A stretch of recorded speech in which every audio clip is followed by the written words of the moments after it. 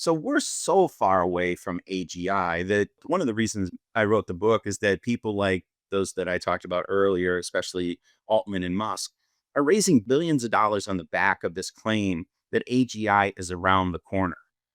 Well, yeah, it's around the corner, but that corner is 123 years away from now.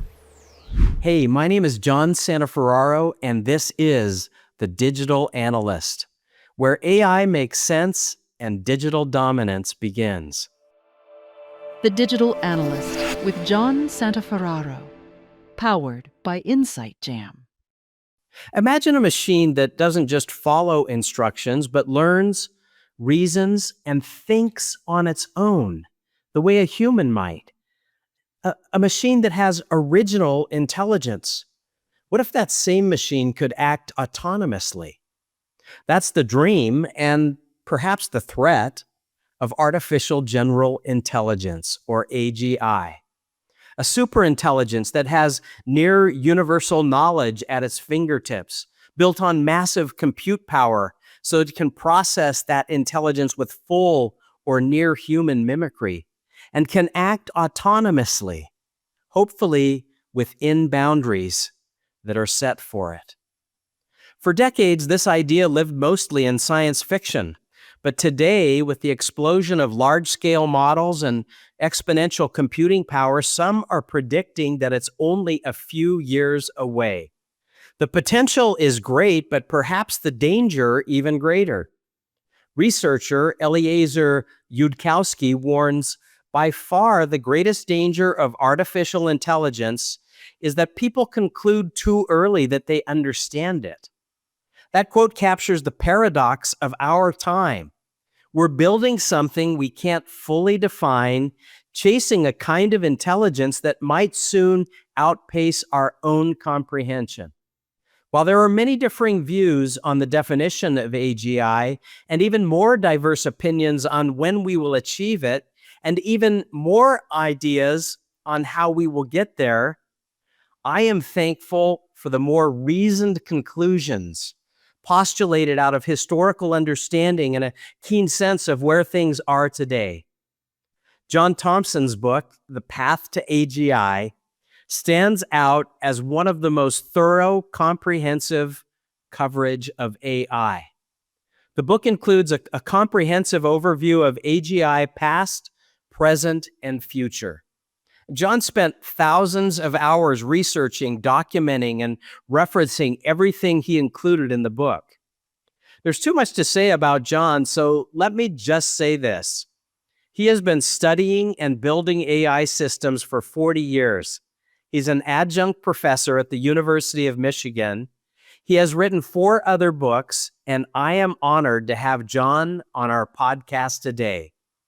So grab a glass of wine or a cup of coffee and join me, not on my Tuscan farm today. Join me right here at the beach in Agadir, Morocco, for the next episode of The Digital Analyst. A big digital welcome to John Thompson. I am so glad to have you back on The Digital Analyst. Welcome. Thanks, John. It's exciting to be here. Ryan, when we were talking earlier, reminded me that I'm a returning guest, which warms my heart. Thanks for having me back. I was great the first time. I think it's going to be even better this time. I just finished reading the book, The Path to AGI, your amazing book. Honestly, when I was done, I felt like I'd taken a college course on AI. I thought I knew AI before I read the book. Now I realize I got to go back through it again to really get this stuff.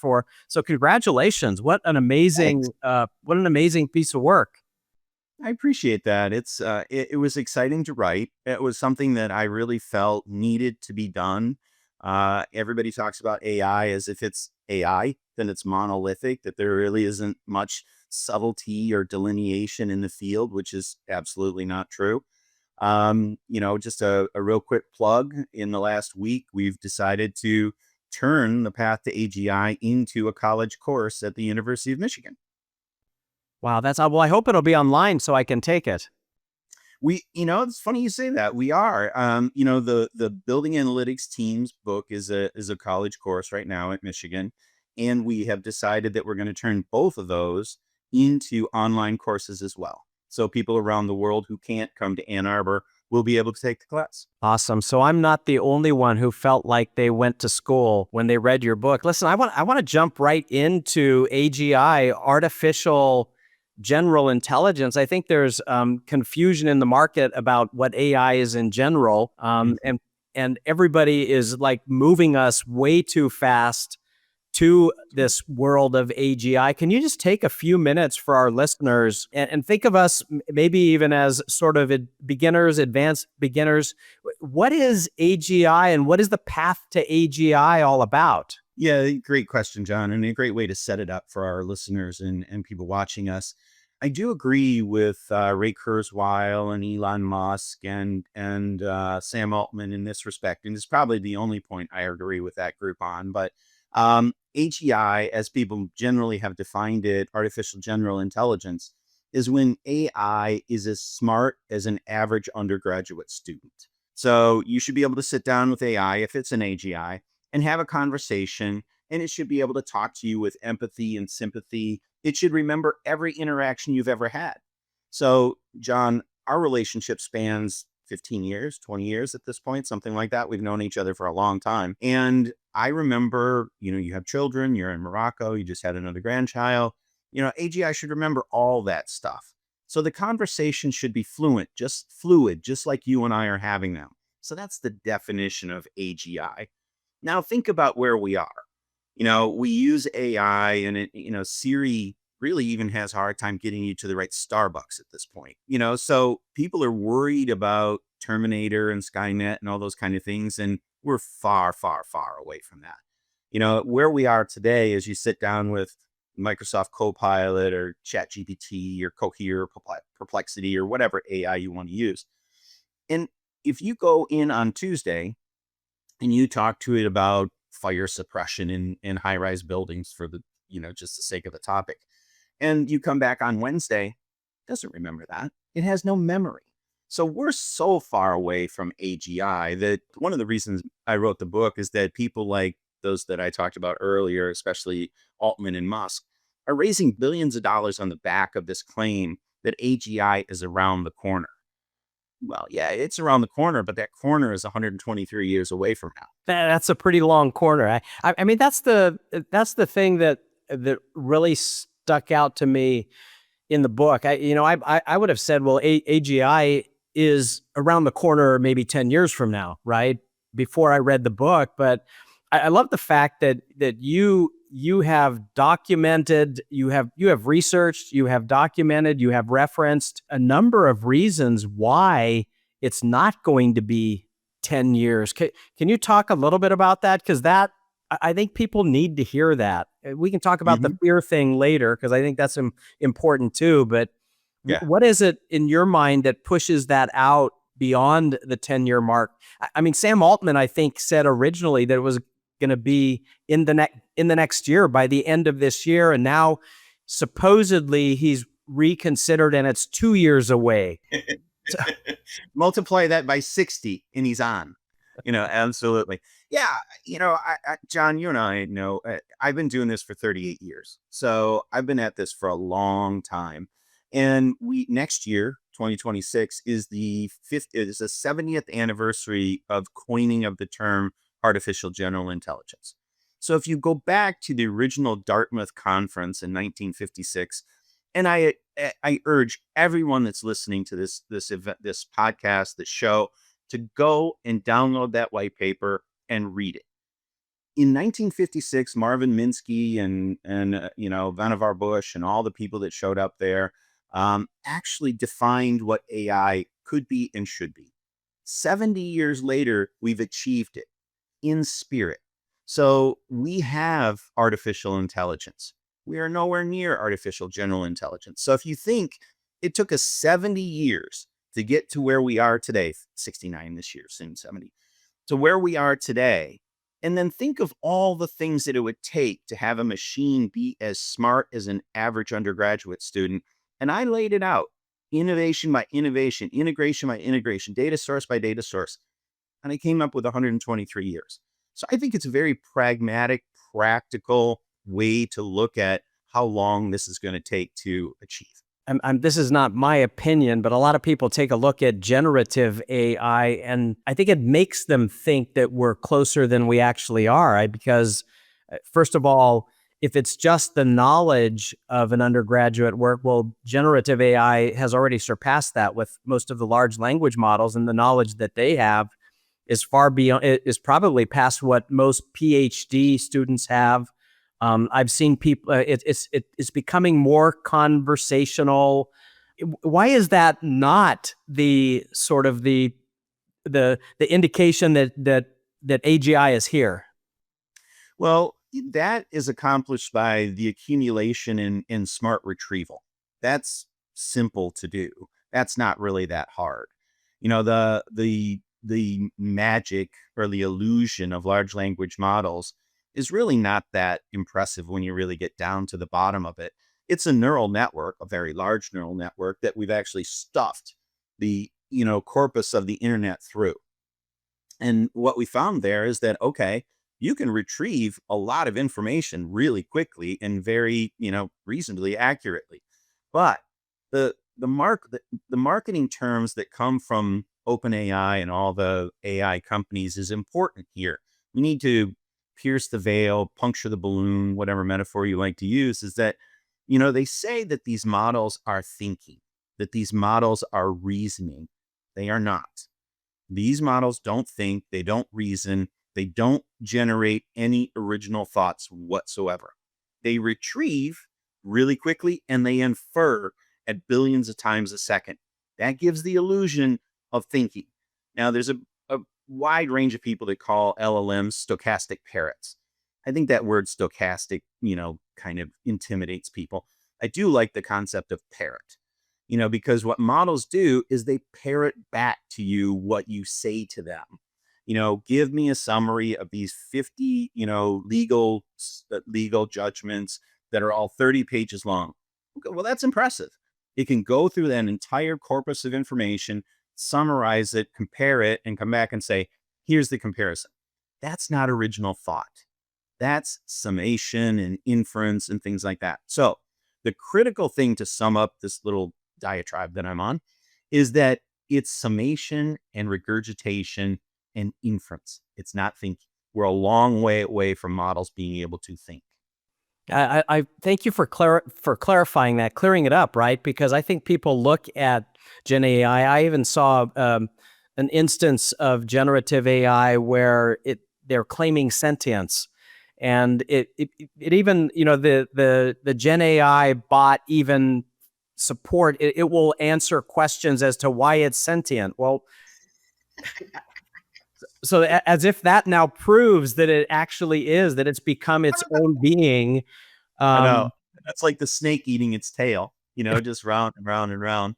I am fortunate to be a faculty at the University of Michigan, and I went to a seminar, a salon, however you want to call it, one evening in Ann Arbor. And the question was, will large language models become sentient, psychologically aware? And, I thought, oh, maybe 10 people will show up.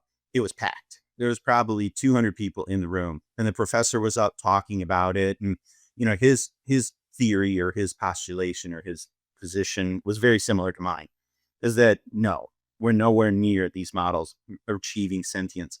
And a lot of people in the room were very passionate about it and brought forth their arguments. And I was quite impressed with, his name is Kentaro Toyama, and he pierced every one of them. He took all those, those down one by one. It doesn't do this. No, it doesn't do that. No, you're being, misled by this and that. It was a master class in how to field difficult questions and answer them in a dispassionate, objective way. It was really fun to see. So bottom line, large language models are doing inference. They're not doing reasoning. They're not thinking. They're not thinking independently. They're not self-aware. But we're about to be hit by this agentic world. Surely that is artificial intelligence, right? Because now you have software and intelligence that is learning, it's reasoning, potentially learning on its own. It is able to act autonomously without somebody else on behalf of someone or some machine or some application.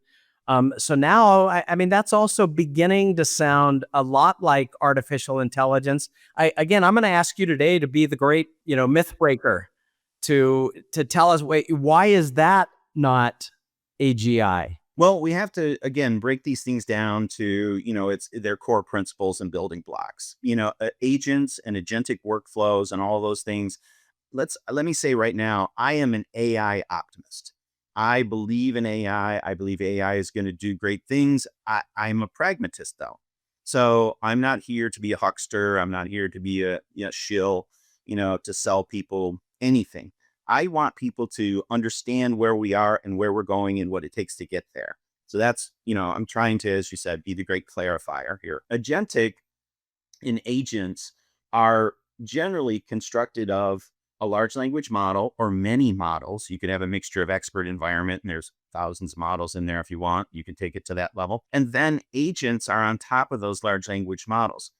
The large language models are the context, or the actual retrieval of the information. The agents are the processes. So it may look like there's intelligence in there, but you're just actually bringing two things together. So, there's really no intelligence there. People will get upset about this, but you could actually take it back to a very sophisticated if then engine. There's really no intelligence there. It's all rules and things like that. And we can actually talk about the combination of neural AI and symbolic AI. People are calling it neural symbolic AI. And then you start to get some really interesting things. But again, we are layering on pieces of technology and information management. We are not yet getting to the point of original thinking or thought. We're a long way away from that. So we're just ending up with pieces stacked on top of each other. So agents and agentic workflow, great idea, really cool. I want agents to handle my travel. I hate changing airfare. I hate changing hotels. I hate missing upgrades. Agents can sit there and watch, and they can sense and they can respond. But that's not intelligence either. Mesh is a material built to be strong and flexible. Mesh is an interaction creating alignment and power. Mesh is a behavior that brings people together. And now Mesh is a new model of trust networks from Insight Jam, driven by enterprise experts for professional decision makers who recognize the moment we are in, where the world of work collides with AI. The greatest mesh of all.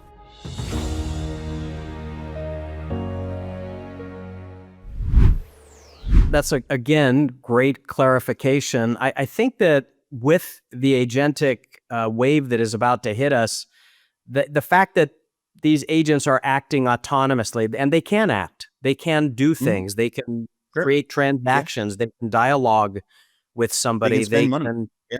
They can spend money. Yes. So there is a lot of risk there.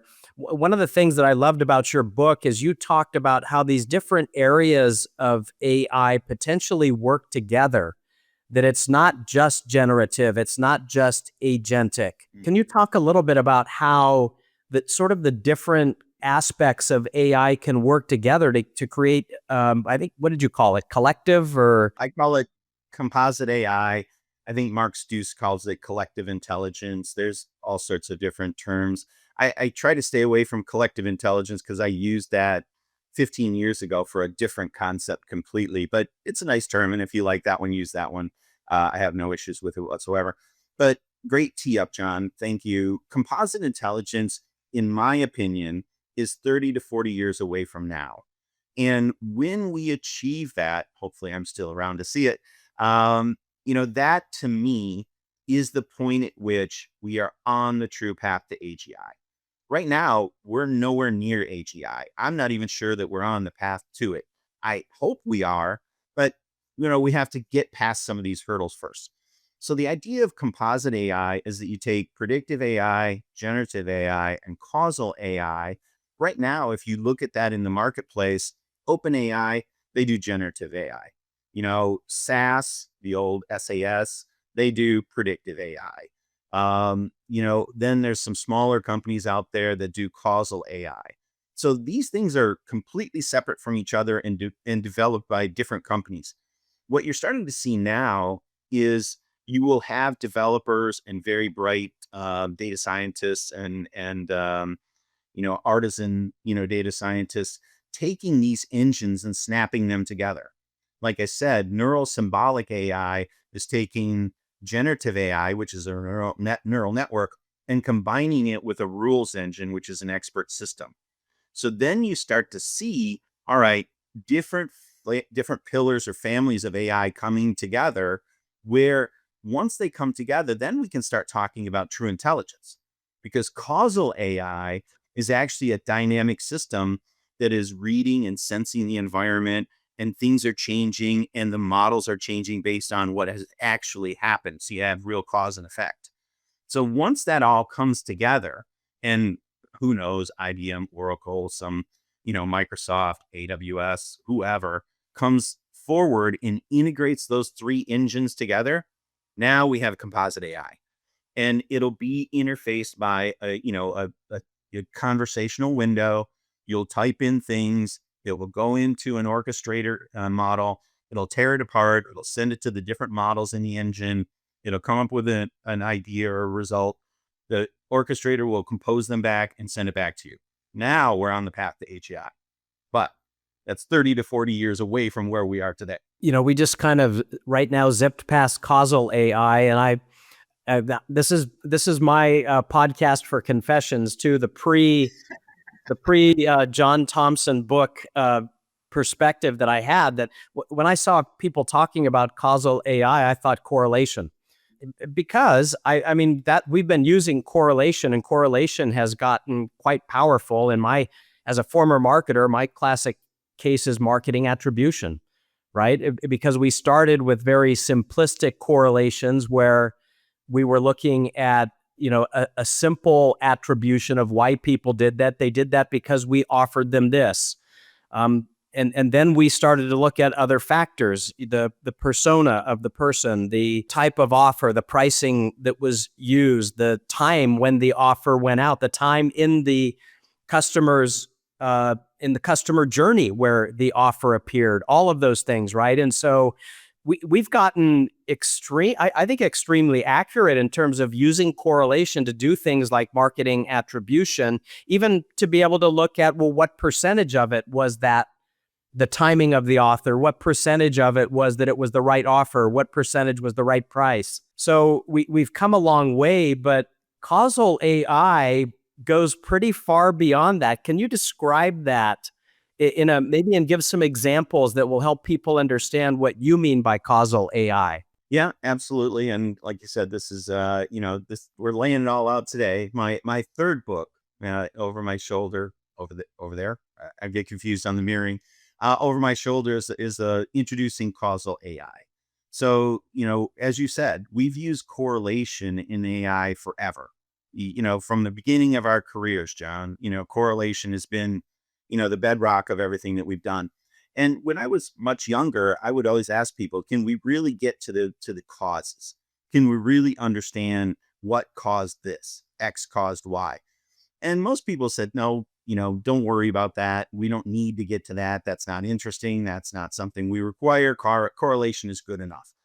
But causal AI and causality is often confusing for people. People think that they understand causality. I put my finger on a hot stove and it gets burned. Okay, that's cause and effect. You put your finger on a hot stove, it gets burned. That's easy to understand. The clouds come and it rains. All right. And in general, people do understand causality, but to mathematically model causality, especially in the instance you were just talking about, John, okay, so we offered, a 10% price discount on paper towels. All right. So did that cause anybody to buy paper towels? I don't know. Maybe they ran out of paper towels. That caused them to buy it. The price discount was incidental. Or maybe they were, lost their job and they needed a good deal to buy paper towels. Well, maybe that did cause it. Now, in the causal AI book that I write, I think there are 13 different, different effects or underlying conditions that need to be met for causality. Now, causality as we've talked about, and it's implicit in what we talked about, timing and direction is important. You know, you don't put your finger in the air and get burned. You put your finger on the stove, then you get burned. In correlation has no time. Correlation can happen anytime. The effect can come before the cause in correlation. And in causality, time never bends back on itself. We never wake up and we're younger. Time always goes forward. So that's one thing. Another thing is that cause and effect is immutable. So you can actually change all the variables in cause and effect, and you can see how strong that cause is on the effect. Correlation has nothing of that. Just happens, these things happen, it goes on, there's no big deal. So cause and effect has much more of a framework and a structure that's rooted in the dynamism of the real world. Probability and correlation, we're kind of just making it up. We're hoping we're getting it right. And if we look at it from enough perspectives around what we're trying to understand, we do get it right for the most part. But correlation and causality are radically different things. So one of the key differences that you just identified is this idea of sequence. It's cause and effect, and it's almost like micro causality, right? It's not just one thing, it's many things, and it's many things that we can't even see are happening. Why is that important in the physical world or in the business world? What are the kinds of things that will help us discover once we're able to actually do that more effectively? Well, let's take it back to your example, John, marketing. If we really knew what the causes were and the effects are, we don't need to analyze, 400 variables. It gets back to, I don't want to get too technical, but it almost gets back to modeling and data management. A lot of, what happens in modeling is you're trying to do feature engineering. Of the 5,000 data elements that are out there, here are the 200 that are most relevant. And I can guarantee that there's 6 of them that really make a difference, really push the envelope forward. So using directed acyclic graphs and different things like that in Causal AI, you can actually look at it and say, this is a driving factor. This is a primary cause. This is a confounding factor. This is just an irrelevant factor that we thought was important, but is not. So in business, in marketing and production and, supply chain and all those different things, Causal AI allows us to get down to what really matters. You can think Unlock better of leads with predictive custom AI webinars by correlation as kind of Solutions like a Review. shotgun. And welcome to the Solution Causal Spotlight AI featuring is- Broadcom. The other area that pops IBM, into my Impetus, mind Infor, is Sigma, medical Radware, and Infinidad, diagnostics. Boost your brand with our And exclusive not to virtual mention events featuring pharmaceuticals, in-depth right? use It's like, cases, I mean, live product today, demos, when I look at interactive Q&A what sessions, we've done with all broadcast pharmaceuticals, live we to treat LinkedIn, symptoms. YouTube, and Zoom. But Straight from our nobody state-of-the-art has production been studio able or to on look location at industry tech conferences. Get the full the body package, as custom a promotional system graphics, polished and video production, figure out and true our causality. And because we can't figure out causality, we can only treat symptoms. And probably, I'm not a medical expert, but I'm guessing 90% of what is being called curing something is really curing the symptoms. That's right. If you go back to the early days of Causal AI or just causality and people diagramming it and looking at it, people were doing work in heredity, coats of guinea pigs and things like this and trying to figure out causality. Causality has been mostly used in the medical realm, because you don't really want to give someone 10x the dose of something, probably would kill them. So you can actually do Causal AI and run that in a model and come back and say, yeah, you don't want to do that. That's not a good idea. So the breadth and depth of causality work has generally been done in the medical field. And that's awesome. I have a good friend that is battling leukemia and just got his bone marrow transplant. And boy, I think of what, that is a powerful treatment.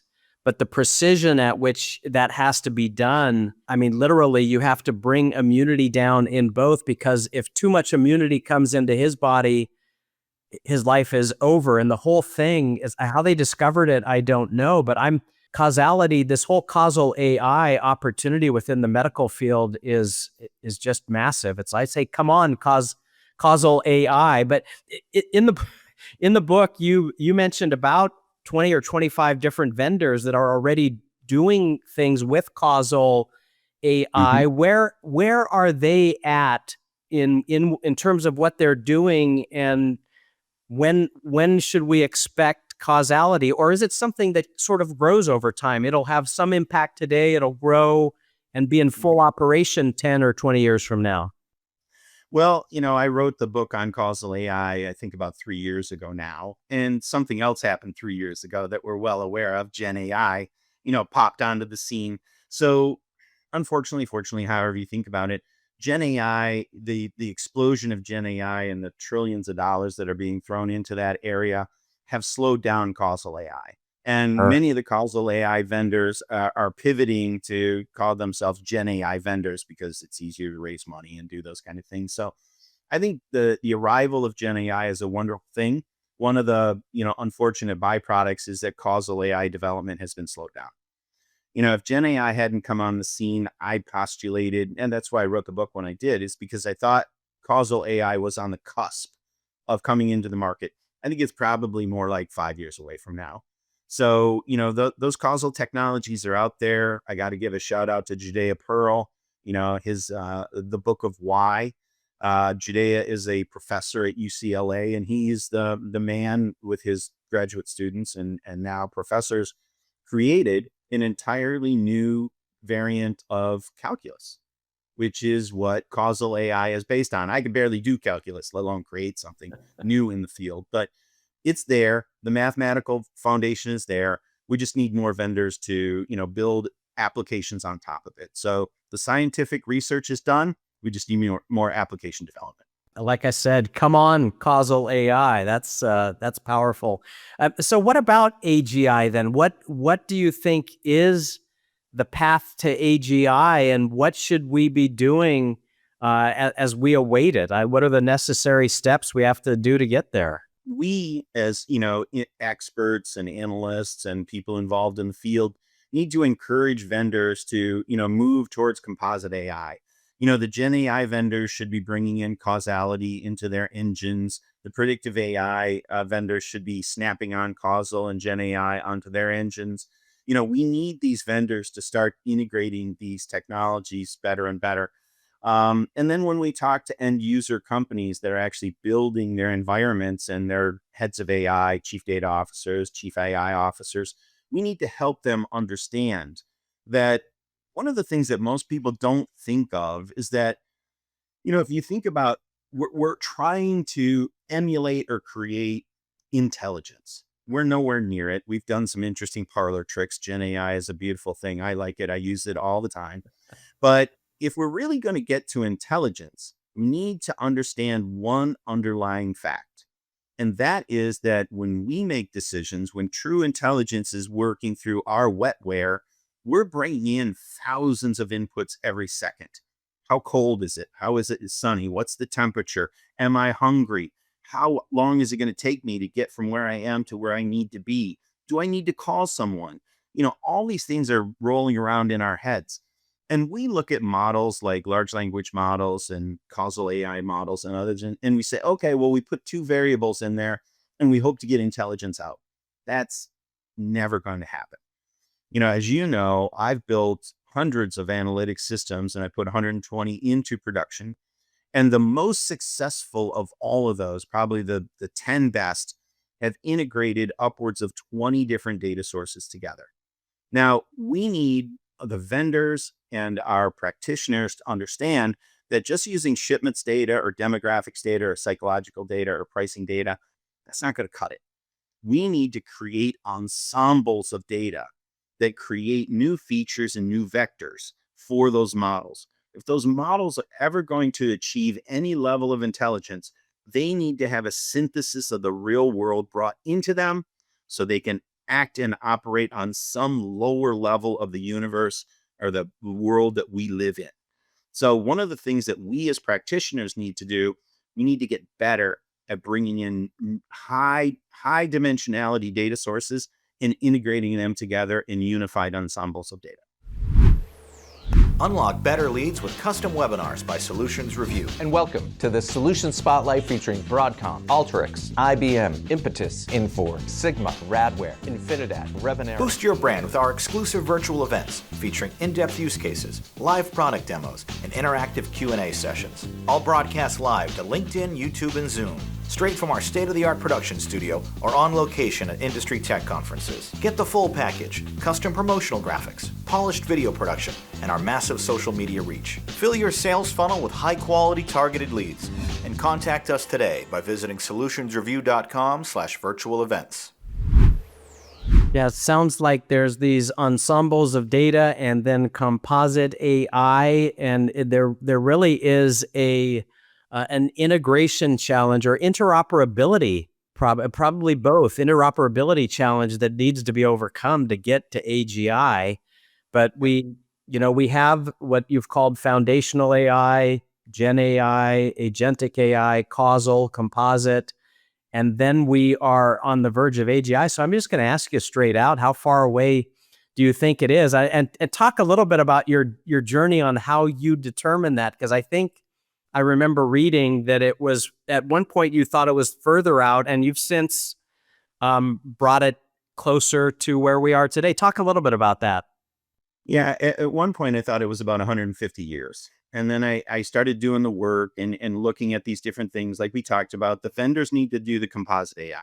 That's their world to do. The practitioners need to do the data integration. That's their work to do. And that needs to come together. So when I put it all together and I looked at it, I said, oh, it's 150 years away.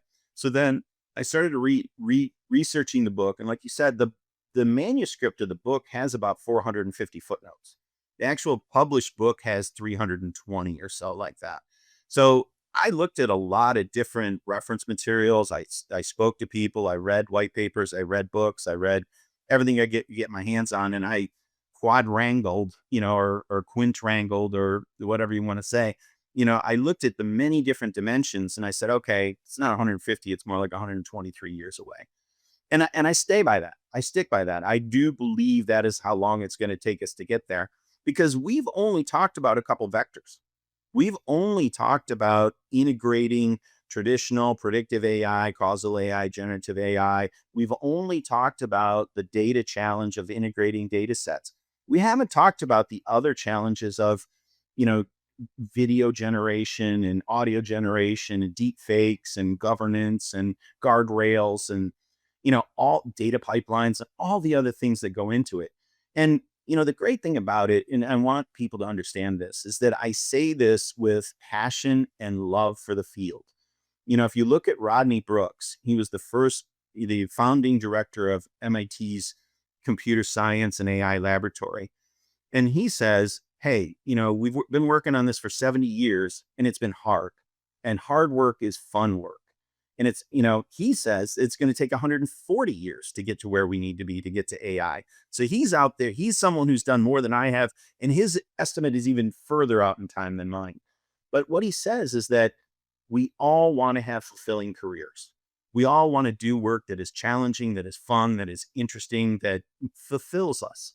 So some people say, well, I'm not going to work on AI, Gen AI, or AGI. It's going to be beyond my lifetime. Well, that's the reason to work on it. I love that. And it's good news to everyone out there that is worried about the Terminator happening, and Skynet in the next. I think there might actually be some threat, though, and some legitimate concerns about, could an AI emerge that would see humans as unnecessary and make some attempt to be able to take over control wherever it could take over control to eliminate humans. Why would we be necessary to a super intelligence? No, we're not. We are problematic to a super intelligence, that's for sure. But I always, and when I was young, I used to watch all those movies. I don't know if you've ever saw the Colossus, the Forbin Project. It was one of the first dystopian movies where the computer took over, got smarter, took over. And I always wondered, why don't you just unplug it? Oh, that's awesome.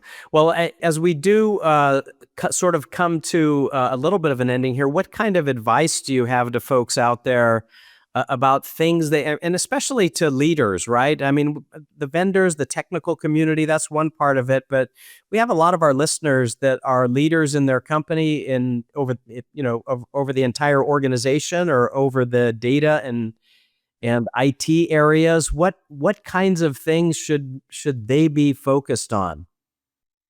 The great thing about generative AI and AI in general is that you can make it your own. And the great thing about it is that AI feeds on data. And if you have data that is unique to your organization about your patients or your manufacturing or your supply chain or your innovation, you have the raw materials to make AI your own. You can build your own small language models. You can build your own domain language models. You can integrate data, as I said, into these vectors and ensembles. You can predict things that only you understand. So this whole idea that AI is beyond us, it's out there, that someone else does it, it's beyond what we can do, that's not true. AI is for everybody. We have lots and lots of models. We have thousands of models out there. Make them your own. So the real differentiation for AI is data. The algorithms are important, the algorithms are useful, and all these different things are helpful. But if you want to make a difference in your business, you can't. It really comes down to how you look at your data and how you turn it into an asset that is actionable. And Gen AI is the engine that makes everything actionable. I think the last time we were together, John, we talked about the fact that over our career, 99% of it or even more, we've worked on 10% of the world's data. That's the structured data. And we've downsampled that to 1%. Now with Gen AI, we can use 100+% of the data using synthetic data generation as a capability as well. So AI all relies on you and your data. What about fine tuning the AI focus to actually be able to generate value? Because right now there's so much going on with AI. I can't keep up with it. Leaders can't keep up with it. How do they focus their AI efforts to actually be able to generate value for their organizations? It's a great question, John. And I think that's where people get lost. Over the last 4 years, I've talked to over nearly 450 companies. And, the general feeling that I get from the C-level executives and others I've talked to are, we don't know what to do. Even if we knew what to do, we wouldn't know how to do it. So there's a lot of fear, uncertainty, and doubt and confusion out there. The bottom line is that wherever your strategic problem is today, whether that's in customer acquisition, understanding your competitors, doing a better job on pricing, that's where to start because AI can be applied to any business problem. Yeah, and so what about risk? I mean, and there's a lot of talk about AI governance. I actually, for the first time, saw a company, a startup, not a startup exactly, but a young company that had a whole AI governance framework that seemed to be fairly extensive. So it's coming. What kinds of considerations should leaders be making to minimize risk in the use of AI? Well, that's a really good question. Governance and risk is is top of mind for everybody. And the thing is that you can actually have a model in a private, secure environment, and you can do all the work you want away from the public. So, if you're really concerned about risk, set your model in a computing environment that has no access to your systems or the outside world, that it's cordoned off from the rest of the world. You bring in what information you want in there. You test, you test, you test. You figure out where the risks are. You put guardrails around it and put more data into it. And then you actually use it in your operations. So I think that the governance and the risk management of Gen AI systems are a lot easier than people realize. Because in the past, you and I built these systems that were running on structured data, and the governance is completely divorced from it. So I have this marketing information, I have these campaigns, I have these customers, but I don't have any rules or policies of what I should or shouldn't do. In Gen AI, you can bring all that information together and then wrap it with all your policies. So if you do it in the right way, your data and your governance are integrated together. and they work seamlessly. I hold out that it's easier to govern AI models and agents than it is people. Yeah, there's something really powerful about private AI. That's only come up, I think, recently, but it absolutely is something that every corporation, especially, every organization should be looking at, including doing what you need to test the models to make sure that they reflect the ethics and values of your company, embedding your own code of ethics into the models above anything that is already programmed into it. When I look at the stuff that's coming out of the public models, there is no corporation that should allow that to run freely in their organization and suddenly now be responsible for what OpenAI or Microsoft or Anthropic or somebody else programmed into the model. It's like there's a lot of responsibility in terms of owning the ethics that are and the code of ethics that are built into these models. Absolutely. And, again, another shameless plug for John. I'm just finishing up a class at the University of Michigan that will go online. It'll go on Coursera. And the idea is that large language models, have system prompts. That's, don't help people build nuclear bombs, don't propagate hate speech, don't help people harm themselves. That's the system prompt. And it does a lot more than that, obviously. What I'm saying is that companies, there's been a lot of conversation about prompt engineering. Prompt engineering is everything. Prompt engineering is nothing. The truth is somewhere in between, obviously. But the models have system prompts, then companies should have company prompts. Just like you said, John, their code of conduct, their their policies of how they operate, the government restrictions they're under, that should be a company prompt, And then you should have a departmental prompt, a process prompt, and a personal prompt. Now that we have context windows that are massive, you should ingest all those prompts in before anybody does any active prompting. All those things that I'm talking about are context prompts. Once those are in, then you allow an employee to go in and do whatever they want. Now they're governed by the model, the company, the government, the department, the process, and their personal ethics. Now you have something that's actually going to work really well for you. This is incredible. I feel we could definitely go on for another 4 hours.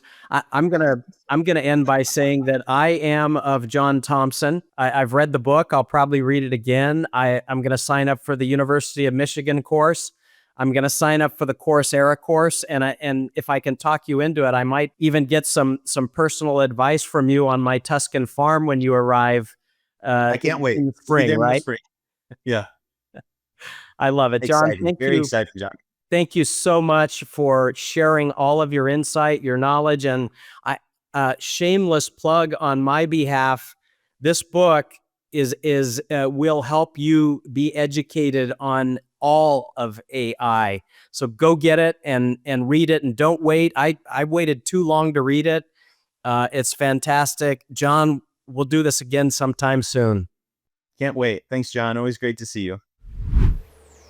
Hey, thanks for joining the Digital Analyst. If you enjoyed today's episode, do me a favor, like and subscribe down below. You'll be subscribing to the InsightJam.com YouTube channel, where there's a million others like you already, looking at hundreds, over 700 videos that are there. It's great content. If you want to connect with John Thompson, you can probably connect with him on LinkedIn. I would recommend that. Definitely go pick up his book. It would make a great Christmas present for someone. If you want to connect with me, LinkedIn is the best way to do it. You can also check out ferraroconsulting.com and the new thedigitalanalist.ai. We'll see you again in 2 weeks. Powered by Insight Jam.